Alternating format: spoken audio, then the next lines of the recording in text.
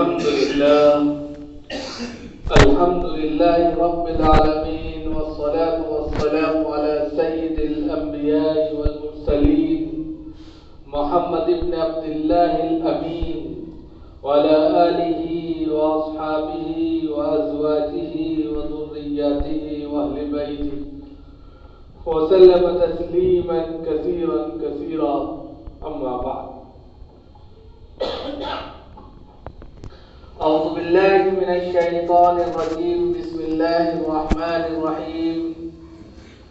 سبحان الذي أسرى بعبده ليلا من المسجد الحرام إلى المسجد الأقصى الذي باركنا حوله لنريه من آياتنا إنه هو السميع البصير.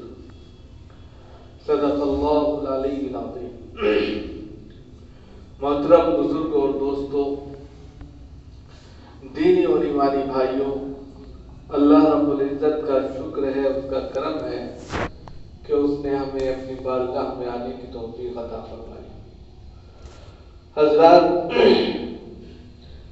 ہم سب جانتے ہیں اور اس بات کا ہم سب کو بخوبی علم ہے کہ دنیا آزمائش کی بھٹی ہے.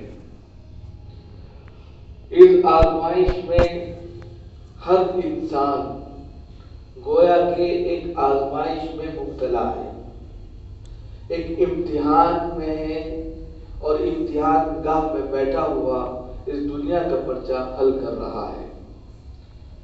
کب کون سی پریشانی، مصیبت، کب کون سی آزمائش، مشکلات اس کے سامنے درپیش ہوں، اس کو بھی اس کا اندازہ نہیں ہے. عالمی منظرنامے پر اگر ایک نظر ڈالی جائے تو انسان کو یہ بھی نہیں معلوم کہ وہ سو رہا ہے، اگلی صبح اس کی ہے یا نہیں ہے، اس کا بھی اس کو علم نہیں ہے. اس بنیاد پر دنیا جو ایک بہترین آماج گاہ ہونے کے ساتھ ساتھ بہت ہی خطرناک امتحان گاہ بھی ہے کہ جہاں خود انسان کو پتہ نہیں ہوتا کہ اس کا اگلا رزلٹ کیا ہے، اور وہ پاس ہے یا فیل ہے، وہ زندہ ہے یا مردہ ہے، اگلی سانس اس کی ہے یا نہیں ہے. ایسے سینکڑوں واقعات پچھلے چند دنوں میں پیش آئے. آپ نے ان کو پرنٹ میڈیا، الیکٹرانک میڈیا اور ہر سوشل میڈیا کے پلیٹ فارم سے دیکھا جانا ہوگا کہ ترکی اور شام کے اندر کتنا بھیانک طریقے سے زلزلہ آیا. اس زلزلے میں سینکڑوں نہیں لاکھوں کروڑوں لوگ متاثر ہوئے، اس سے کہیں زیادہ پراپرٹی کو نقصان ہوا. یہ کیوں ہوا؟ کیونکہ دنیا ایک آزمائش گاہ ہے، یہاں انسان کو عبرت کے لیے بھیجا گیا ہے. لہذا انسان کو سمجھانے کے لیے پہلے پیغمبر آتے تھے، اب آزمائشیں آتی ہیں، اللہ کی طرف سے جھٹکے آتے ہیں تاکہ وہ اس سے عبرت اور سبق حاصل کرے اور اپنی زندگی کا صحیح پڑاؤ ڈالے. پرسوں ہی کا واقعہ آپ کے علی گڑھ کا ہے. ہمارے ننبے کے ایک ساتھی بالکل پرسکون ہو کر بستر پر لیٹے اور صبح فجر نہیں کر سکے. وہ رات ہی میں اللہ کو پیارے ہوئے. کوئی رات میں کسی طرح کی کوئی پریشانی نہیں تھی، کسی طرح کا کوئی جھگڑا نہیں. پرسکون نیند لے کر وہ رات میں لیٹے اور صبح کو وہ اس دنیا میں نہیں تھے. پرسوں کا واقعہ ہے. یہ بھی سوشل میڈیا پر اس کی بھی خبر جو ہے وائرل ہو رہی ہے. اب اس سے کیا پتہ چلتا ہے؟ یہ چند جو واقعات میں نے بتائے اور جو آیت پڑھی ہے اس کو میں انشاءاللہ لاسٹ میں لانے کی کوشش کروں گا کہ یہ جو واقعات ہیں، یہ جو زندگی کے دائرے میں گھومتا ہوا ایک کہہ سکتے ہیں کہ دوسرا اللہ رب العزت کا نظام ہے جس سے انسان بالکل غافل ہے. انسان اپنی پلاننگ کے دائرے میں گھوم رہا ہے اور اللہ کی پلاننگ کوئی اور ہے. اللہ کچھ اور چاہ رہے ہیں. تال میل جب تک نہیں ہے تو انسان غافل ہے، غفلت کی زندگی جی رہا ہے. لہذا اگر وہ اس غفلت کی زندگی سے ہاتھ دھو بیٹھتا ہے تو افسوس ہوتا ہے. لیکن اگر اس کی زندگی اور اللہ کی زندگی یعنی اللہ کے نظام میں جو چیزیں شامل ہیں اس کے تحت اس کی زندگی بن جاتی ہے تو پھر اگر انسان جاتا بھی ہے تو دل غنی ہوتا ہے اور دل خوش ہوتا ہے. کم از کم چلو گئے لیکن وہ آخری وقت میں اللہ کو یاد کرتے ہوئے گئے اور دل اطمینان میں پرسکون ہو جاتا ہے. تو ایسے میں ضرورت اس بات کی ہے کہ دنیا تو اپنے محور پر گردش کر رہی ہے، گھوم رہی ہے، دھرنا اس کا چل رہا ہے. گردش ایام صبح اور شام، شام اور صبح، دن اور رات، رات اور دن، کیلنڈر کی نئی تاریخ، گھنٹے پر گھنٹہ، منٹ اور سیکنڈ سب چینج ہوتے جا رہے ہیں. لیکن انسان کی زندگی چینج نہیں ہو رہی. وہ سبق نہیں حاصل کر رہا ہے، وہ آگے کی پلاننگ نہیں کر رہے ہیں. وہ دنیا کے جھمیلوں میں ہی بیٹھ کر رہ کر اور اسی کی پگڈنڈیوں پر چل کر زندگی گزارنا چاہتا ہے. جبکہ فی نفسی ہی اس کو اپنے علاقے یا عالمی منظرنامے پر اگر کوئی حادثہ پیش آتا ہے اس سے سبق حاصل کرنا چاہیے کہ دنیا کی وقعت، اس کی حیثیت، اس کا اسٹیٹس کچھ بھی نہیں ہے، زیرو ہے. کہ ایک ہی جھٹکے میں ایک نہیں لاکھوں کروڑوں بلڈنگیں زمین بوس ہو گئی. جو انجینئر، جو آرکیٹیکٹ وغیرہ اپنے دعوے کرتے ہیں کہ یہ بلڈنگ 100 سال جیے گی، یہ بلڈنگ میں کوئی نقصان نہیں ہوگا، ترکی اور شام کے اس منظرنامے کو اگر آپ دیکھیں تو ایسا محسوس ہوتا ہے کہ ان کے دعوے پھسپھسے اور کھوکھلے ہیں کہ اللہ کے ایک ہی 7.9 کے جھٹکے نے تمام کی تمام چیزوں کو گرا کر رکھ دیا. اب انسان اب بھی اگر ہوش کے ناخن نہ لے، اگر انسان ابھی بھی ہوش میں آ کر یعنی کہ نیند سے بیدار ہو کر پھر سے اپنی زندگی کی نئی پلاننگ نہ کرے تو اس سے بڑا بیوقوف کوئی نہیں ہو سکتا. اسی لیے حدیث میں آتا ہے بہت ہی خوبصورت انداز میں 1400 سال پہلے اس چیز کو کہا گیا، الکیس من دان نفسہ، الکیس من دان نفسہ وعمل لما بعد الموت والعاجز من اتبع نفسہ ہواها وتمنى على اللہ. اس کے اندر بہت ہی خوبصورت آج کے اس منظرنامے پر سبق ملتا ہے، میسج ملتا ہے، سندیش ملتا ہے، روشنی ملتی ہے، راہ ملتی ہے، راستہ ملتا ہے. اگر انسان سمجھدار ہے تو وہ اسی سے سمجھ سکتا ہے. کہا الکیس، کیس کہتے ہیں عقل مند کو، ہوشیار کو، ذی رنگ کو، سمجھدار کو، جو اشارے اشارے میں ہر چیز سمجھ لیتا ہے. اور آج کے وقت میں ہر انسان سمجھدار ہے. اور اسی کا ایک دوسرا لفظ اسمارٹ کا آتا ہے کہ اسمارٹ، ہر انسان آج کے وقت میں اپنے کو اسمارٹ سمجھتا ہے کیونکہ وہ سمجھدار ہے. اسی کو یہاں پر الکیس سے تعبیر کیا. عربی کا لفظ ہے، بڑا بھاری بھرکم لفظ ہے، الکیس، ہوشیار، ہوش مند، ہوشیار، ہوش مند، سمجھدار، عقل مند شخص وہ ہے الکیس من دان نفسہ، جو اپنا آپ کا محاسبہ کرتا ہے. ایک ایک چیز کو لکھتا ہے. یار صبح سے لے کے شام تک کی پوری پلاننگ جو اس نے کی تھی اس کے تحت اس کی زندگی گزری یا نہیں گزری، اس کے بزنس میں فائدہ ہوا کہ نہیں ہوا، کہاں کہاں چیزیں ڈاؤن کہاں اپ، دونوں کا موازنہ کرتا ہے. اسی کو کہتے ہیں محاسبہ کرنا. اپنی آپ کا، اپنی زندگی کا اور اپنے تمام کے تمام کاموں کا وہ محاسبہ کرتا ہے. من کیس من دان نفسہ، اور مزید وعمل لما بعد الموت، اور آخرت کو پیچھے نہیں ڈالتا، آخرت کو پشے پش نہیں ڈالتا، سامنے رکھتا ہے کہ پورا محاسبہ کر کے کیا کھویا کیا پایا، کتنا بینیفٹ ہے کتنا لاس ہے، سب کچھ دیکھنے کے بعد اللہ پر نظر رہتی ہے، آخرت پر نظر رہتی ہے. وعمل لما بعد الموت، موت کے بعد جو دوسری زندگی ہے اس کے لیے عمل کرتا ہے. نماز پڑھتا ہے، روزہ رکھتا ہے، زکوٰۃ دیتا ہے، غریبوں کی مدد کرتا ہے، خیرات کرتا ہے، قرآن کی تلاوت کرتا ہے، مناجات کرتا ہے، تسبیحات میں وقت گزارتا ہے، درود پاک پڑھتا ہے، سارے وہ نیک کام کرتا ہے جو آخرت میں اس کو روشنی دیں گے، جنت کے ایک اعلیٰ مقام پر لے کر جائیں گے، اس کے لیے وہ تگودو کرتا ہے، اس لیے کہ وہ عقل مند ہے کہ دنیا کا بھی پورا بینیفٹ حاصل کر رہا ہے اور آخرت کی بھی پوری تیاری میں لگا ہوا ہے، اسی بنیاد پر اس کو عقل مند کہا ہے۔ اس کے مقابلے میں دوسرا لفظ کہا گیا وَالْعَاجِزُ مَنْ أَتْبَعَ نَفْسَهُ هَوَاهَا، عاجز کہتے ہیں بے وقوف کو، سمجھدار ہونے کے باوجود بدتکلف بے وقوف بن جانا۔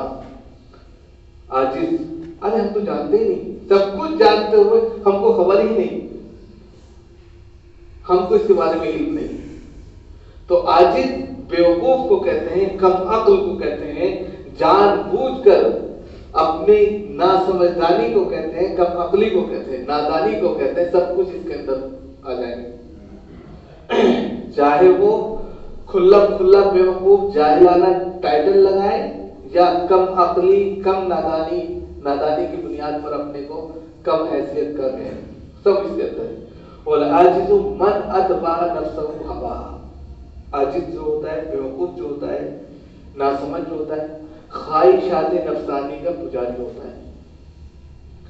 خواہشات نفسانی جیسا اس کا دل اس کو پٹی پڑھا رہا ہے، سبق پڑھا رہا ہے، اسی پر چل رہا ہے۔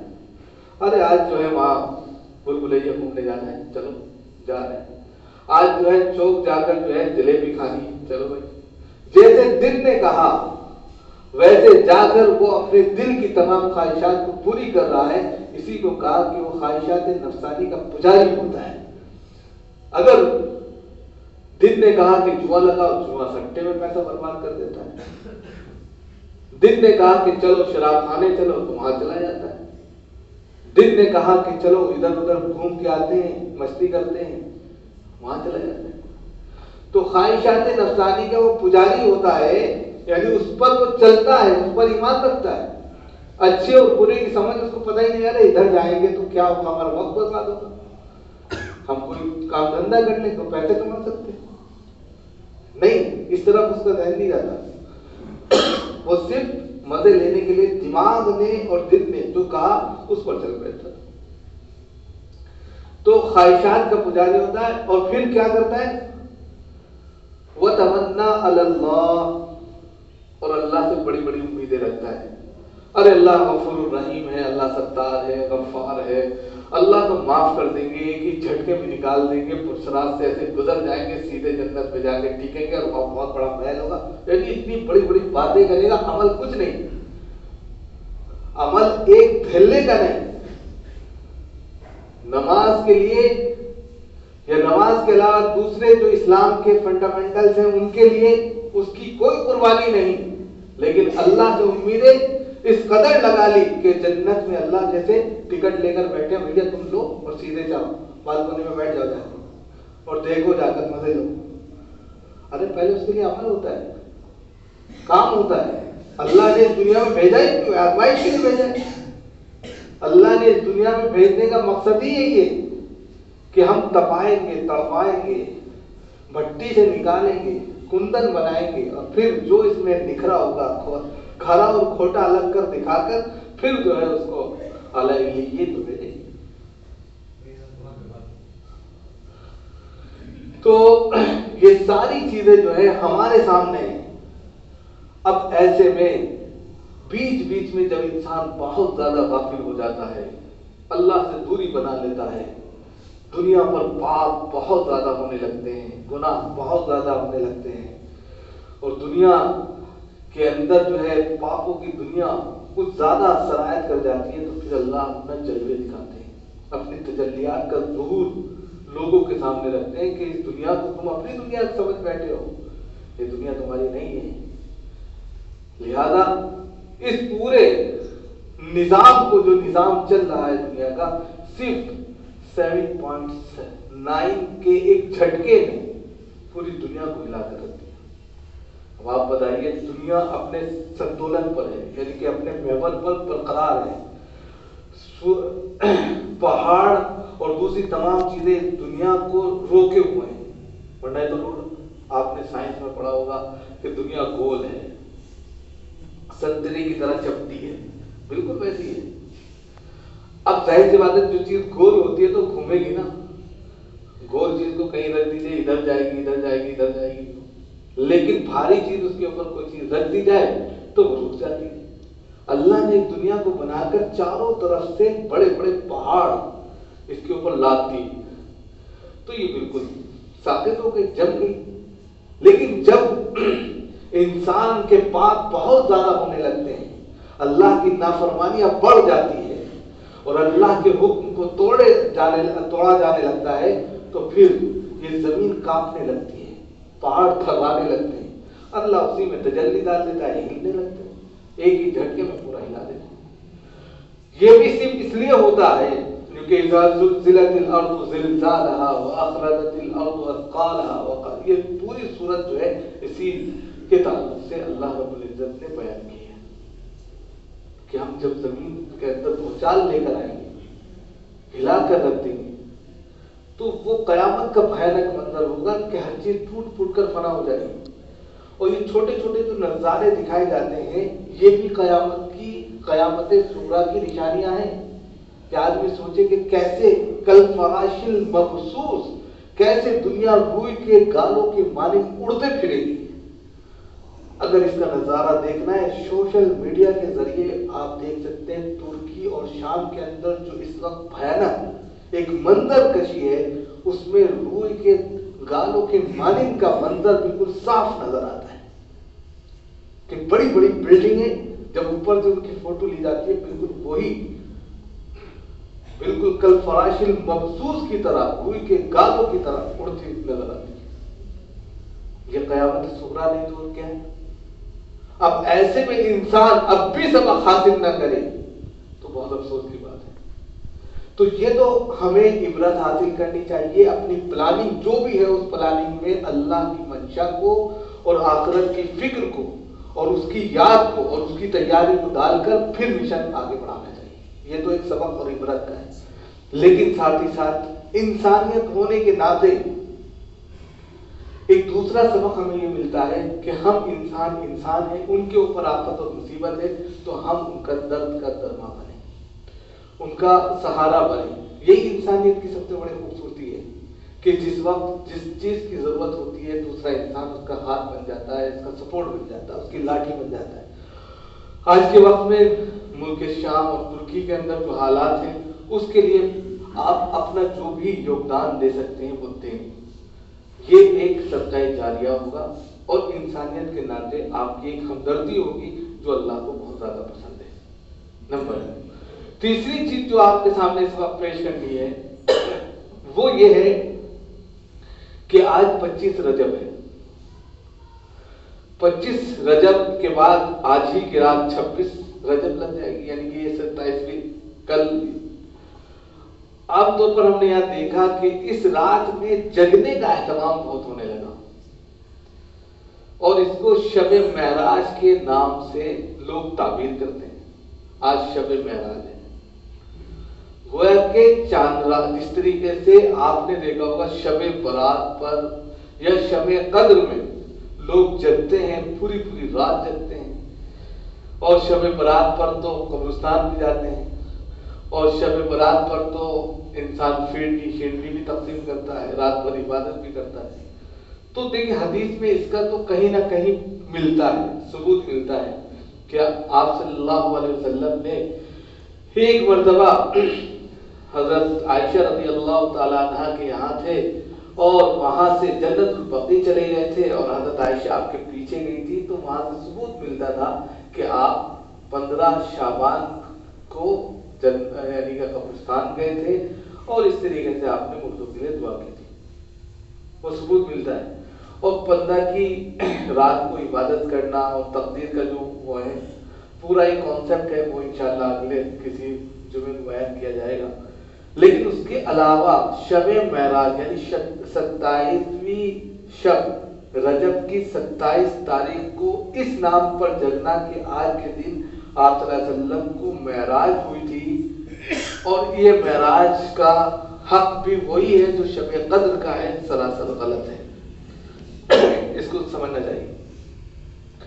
شب معراج کی جو اصل تاریخ ہے وہ فی نفسی اگر کتابیں اٹھا کر دیکھی جائیں تو اس میں 27 ہے ہی نہیں.